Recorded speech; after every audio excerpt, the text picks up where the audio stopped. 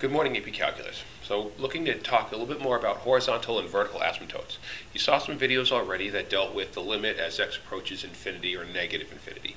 And those videos were just designed to show you, hey, we're also interested in calculus about what happens to a function as x gets really, really large or really, really small. If we have a function of, say, a population changing over time, well, we're interested in that population's behavior as time progresses further and further down. And what would, say, be the population of the bacteria in the dish 10 days from now, or the population of rabbits out in the woods 10 years from now, or the population of humans on the planet 10,000 years from now. So this idea, as x gets larger and larger and larger, is going to come into some real life type problems as well. So when we're looking at that, it's important to know that limits as x approaches infinity and negative infinity are directly connected to horizontal asymptotes on the graph. So you saw a couple videos already about how horizontal asymptotes are kind of guidelines for the graph as x gets really large or really small.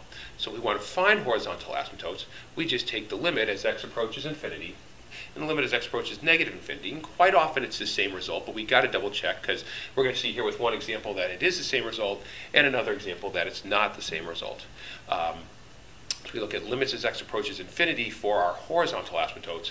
For our vertical asymptotes, we're looking to see what value or values of x may cause a zero in the denominator. And if there is a value of x that causes a zero in the denominator, that's very well where a vertical asymptote will be. It doesn't guarantee it, but it's where it could be, basically. And that'll come from another part with removable and non-removable discontinuities. We just got to talk about continuity first. That'll be in the next lesson. Okay, so here we go with example 20. We have 3x cubed over x cubed plus 1. We want to find the horizontal and vertical asymptotes. Let's start with the vertical asymptote.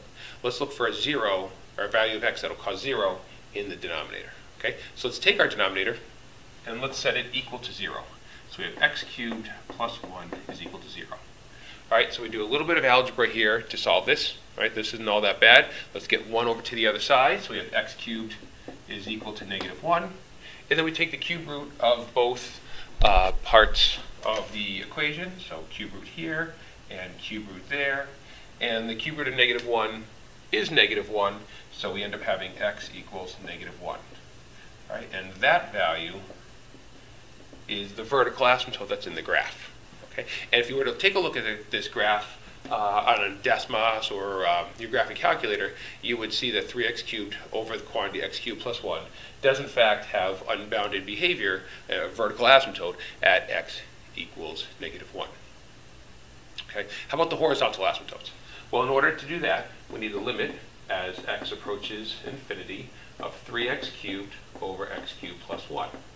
Now, with your videos earlier, you saw that with horizontal, or rather with limits as x approaches infinity, which is also with horizontal asymptotes, we want to look at the highest exponent when we are given some kind of rational function. And this is a rational function because we have x in both the numerator and the denominator. Okay, so where's the highest exponent located? Yeah, it's located in both the numerator and the denominator.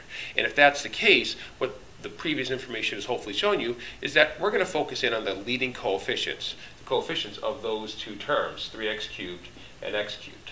So we have a 3 and then an unwritten 1. So 3 over 1, that's going to be the answer to our limit, and therefore it's also going to be where there's a horizontal asymptote, right? Y equals 3. I'll just write HA there for horizontal asymptote. Okay, and again, if you look on your graph, you'll see that at 3 units above the x-axis, you've got this behavior where the function is leveling off, both as x gets really large and as x gets really small. Okay, and why does it work for the limit as x approaches negative infinity as the same thing? Well, ultimately, instead of plugging in a really large number like 1,000,000 or 1,000,000,000, we're plugging in a really small number like negative 1,000,000 or negative 1,000,000,000. Okay, when we do that, we have a negative number being cubed, which is negative, times 3, so it's still negative. And then in the denominator, we have a negative number being cubed, which is again negative. So we end up with a negative number divided by a negative number, which produces a positive number. Okay? So in both cases, we end up with 3 as our answer, and that is our horizontal asymptote.